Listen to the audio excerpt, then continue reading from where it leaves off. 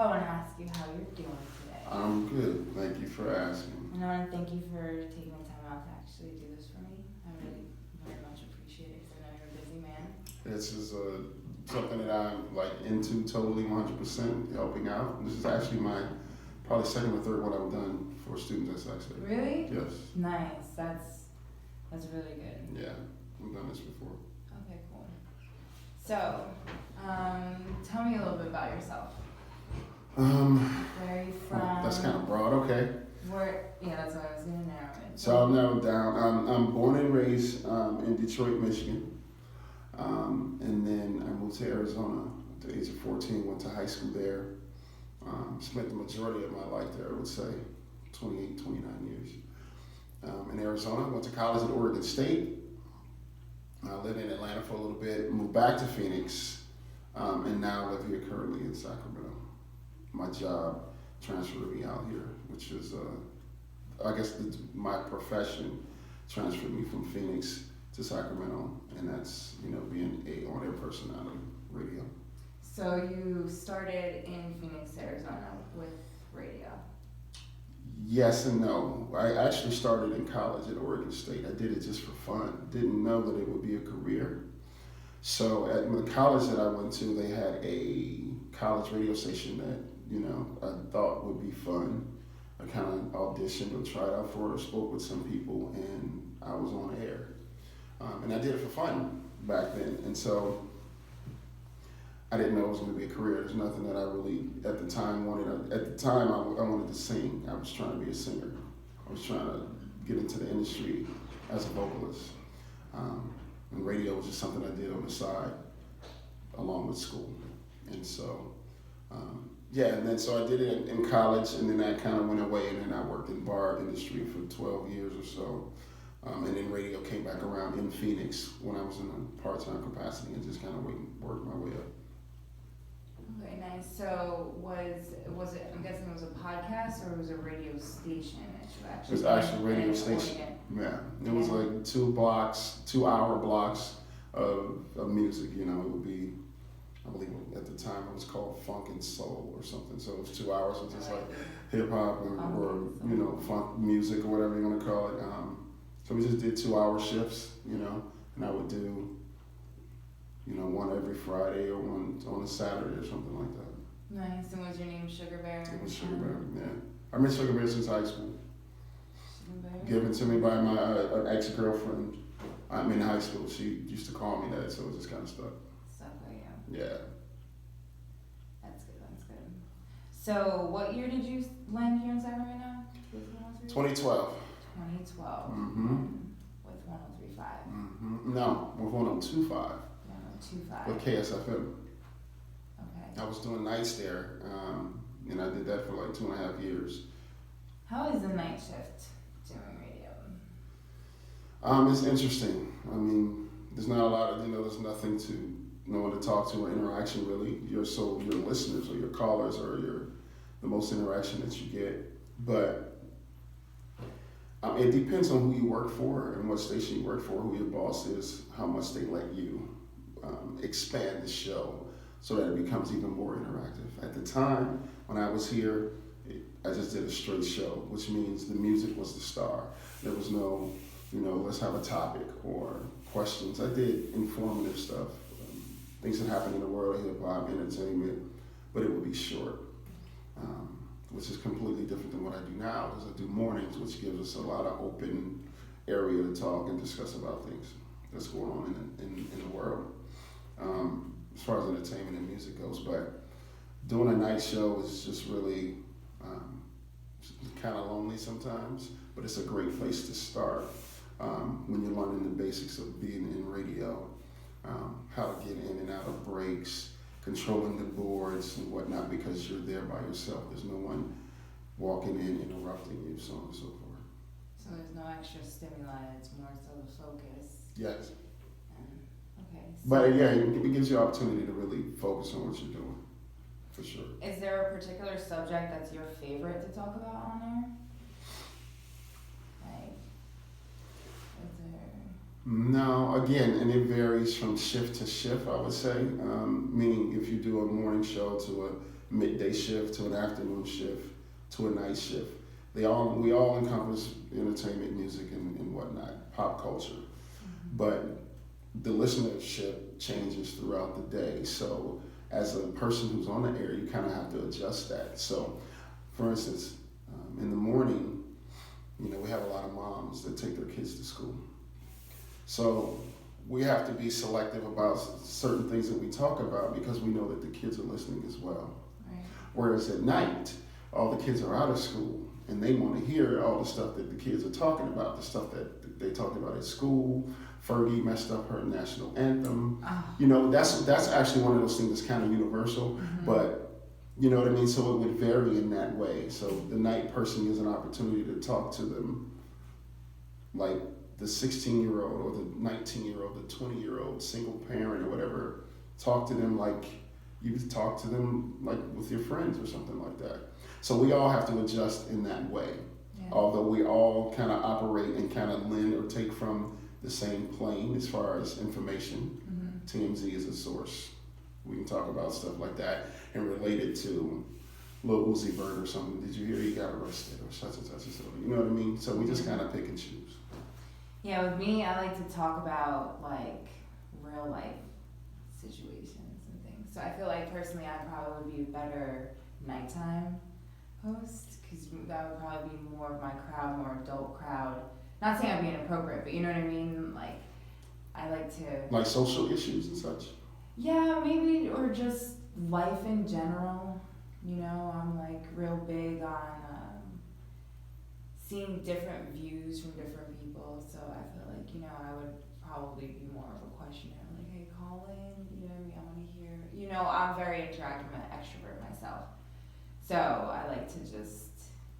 That's one of the reasons why I want to get into radio and television and stuff. I want to reach out to people and talk to people and be able to, I don't know, help people's dreams or just... No, it's great that you said that. And here's why, because I'm the same way. That's why I wanted to get into radio.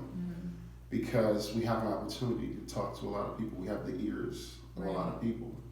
So the chess game of it is you have to learn how to operate the boards and what to say and when to say it and talk about the music and give information and front sell and back sell. These are all terms that we use. But at the end of the day, the core of the apple for me is just the same. If my voice can help someone or if I can give some advice, even if it's, just for 10 seconds, that's what it's about for me. To be able to reach the people who can talk or who are listening to me, who feel like I'm their friend. Like, Sugarberry, you're great. Like, and that's one of the best compliments you could ever give me. If I see you out, like, man, you seem like you're really cool. They've never met me. Right. But that's because they heard me. So I'm very conscious to make sure that I personify myself because it is real. I know a lot of people fake that. But yeah, I have to use who I am, my personality, to really reach these people. And like, if I can help you, I want to. All the while playing your favorite song that you love to work out at, in the gym with. You know what I mean? Yeah. So it's it encompasses a little bit of everything. We have the ears of a lot of people. If I said, yeah, God bless you, like to one of our callers, because they were so excited that they won, like I mean that. Right. Like for real, congratulations, you're going to see such and such, but for real, God bless you. Thank you for listening, that means a lot. Yeah. That goes a long way. Yeah, because people don't have to listen, you know what I mean? They have many other choices. There's Sirius XM, there's all kinds of satellite. They don't have to listen to me or us. So when they choose us, I appreciate that. Or even when you meet them on the streets and they're like, man, I love listening to you. Yeah. You have a choice. Thank you. That's something that has inspired me as well. Because obviously on Instagram, sometimes I share a little dim and dab of my life. But I do it because I know somebody else out there has, or either is going through it, you know what I mean? No question. Or has been through it or might encounter the same experience that I have, but they don't know it yet, So like when I open up a little bit about myself, I love the feedback that I do get. People inbox me like, hey, listen, I really needed that, or I never looked at such and such situation this way, or so that's the thing. That's kind of the same concept. What do you want? And now I think nowadays there's so many options where you can do such a thing. Mm-hmm. Vlogs, a video blog where you can talk and sit in front of a camera and tell somebody how you feel. And if you share it in the right places, or place it or share it in certain websites or what have you, the one person that looks at it and it helps them, then you've done your job. You've done your job. Yeah. You know what I mean? So as far as radio goes, what you're talking about as far as real life issues and such, my morning show or what we get to do, that's the best spot to do that, as opposed to like an afternoon or night show. You still can, but in the morning we talk about a lot of stuff, social issues, to things that are kind of humorous, but I have an issue with, or one of our teammates have an issue with. That gives us a platform to really open up those topics. And again, as I mentioned, we have a lot of parents listening, and that taps into their life because they're parents, and they're trying to take care of their kids, or they just got engaged, or they went through a bad breakup. So we can kind of cater what we talk about to reach a lot of different types of people who are listeners, I should say. Do you ever find yourself nervous, like when you're on air? No. Never?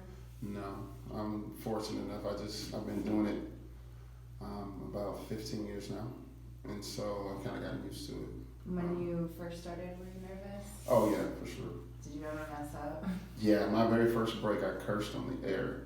Yeah. Did you hit the mute button? Oh my gosh, they told me, they gave me an overview. They said, don't do this, and whatever you do, don't curse. And I was like, I got it. You pulled a Kevin Hart. Oh my God. That's funny. And I said some good shit. And it was like, oh man, it was one of those moments you'll never forget. And so that's really cool for me to even reflect on it, because that was one of my first experiences, like being live on air. I'll never forget. It's like, well, okay, you got that out the way. And I haven't done it since, by the way. No. Take that one, get it out of your system, and then that's it. Yeah. Did you ever, because you guys get celebrities who come in and out, have you ever mistakenly called a celebrity a different celebrity's name? No, that hasn't happened. I mispronounced someone's name. That happens often, but then Jay Mars or Yaya will kind of make fun of me, and we'll all laugh about it. But I'm kind of bad with names and pronunciation of names. Yeah, occasionally. Right. But for the most part, yeah, I know who I'm talking to, because we have to research that, prior to them coming in the door. Right. So, who's one of your favorite artists that you ever had come through the door where you really were like, man, this is such a great opportunity, Oh man, I'm trying to see that I got to talk to, or just meet. Interview, just throughout your career, just presenting you that opportunity, something that you thought. The moment I met Beyonce was awesome. You met Beyonce. Yeah, we went backstage. Ooh, And it was quick. Where? It was in the Bay. It was in the Bay Area. It was real quick, but there was a bunch of radio people, and we were lined up outside of her dressing room, and so it kind of took a minute to come in. So we're standing there. She's kind of in the corner with the backdrop to take pictures, and they were like, all right, 2 people at a time, we'll take a picture and you leave. Say hello, and that's it. So they were expediting. But we're standing in her dressing room. So her mirror and everything was right there, and I'm just looking like, wow, there's pictures of Jay and her kids and other fans, and there's her lipstick in it. Like, it was just cool to see, yeah. And we had to walk by it until we got to her to take a picture, and shook her hand, and she smelled nice, and she was so warm and welcoming. So that was one of those moments for the career, like, wow. Mm-hmm. And then there's a couple old school hip hop guys that I kind of grew up listening to, like Rakim. He played at Harlow's, and I got to talk to him, that was surreal. Netta B, if you know who she is, she's from the Bay Area. She's kind of a regional Bay Area artist. Netta B, she's awesome. Is she with E40? No. I don't know if she's been on some of his stuff, maybe. Okay. But she was super super nice. I met a lot of comedians that were like hella funny. I met a lot of great people. I haven't had too many bad experiences, I can say, which is, I'm not gonna wood, is great. This isn't really wood, just. Whatever that is. This is, yeah, glass.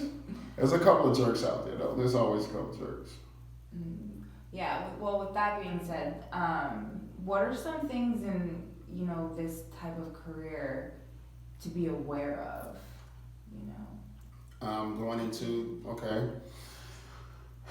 Well, one of the most important things I would say is your humility, being humble about what you,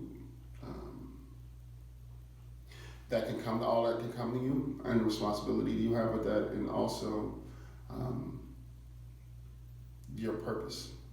And we talked about that a little bit earlier. You want to do it more than just being in radio. You want to be able to talk to people and help people, and that's great. And maybe at some point you'll be on a talk radio show where that's all you do is talk.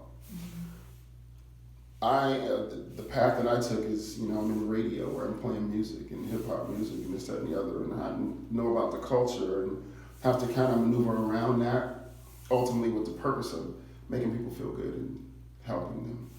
So my advice is to know your purpose in this, because a lot of people get into it for the wrong thing.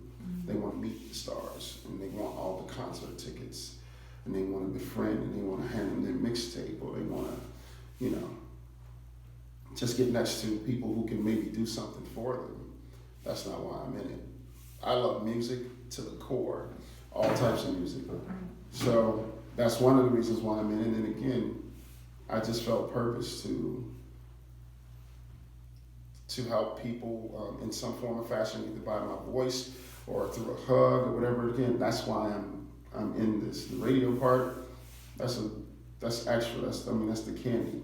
But the core of the apple is me being able to affect people, touch people. So know your purpose and stay humble through that purpose.